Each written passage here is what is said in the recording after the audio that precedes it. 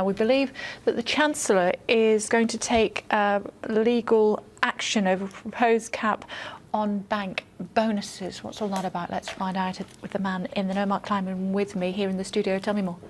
Okay, George Osborne has filed a legal case with the European Court of Justice over this proposed cap on bank bonuses. Now, the cap is due to come into force next year, and what it means is that senior bankers around the world, if they work for British banks, will be subject to a cap on bonuses, which would restrict them to being paid 1 times their base annual salary as a bonus, or twice their base salary as a bonus if the shareholders in their company approve of it. But there will be a ceiling of twice their base salary to be paid to them as a bonus. Now, that's still quite a lot of money, but what the banks have been arguing, the British banks, is that they will be put at a competitive disadvantage against all of these US banks, Asian banks, which can afford to pay their senior staff much more. Now, George Osborne has obviously sympathised with them because he's now filed this legal case to try and block the cap being introduced. And this is obviously... So he wants our bankers to be paid more?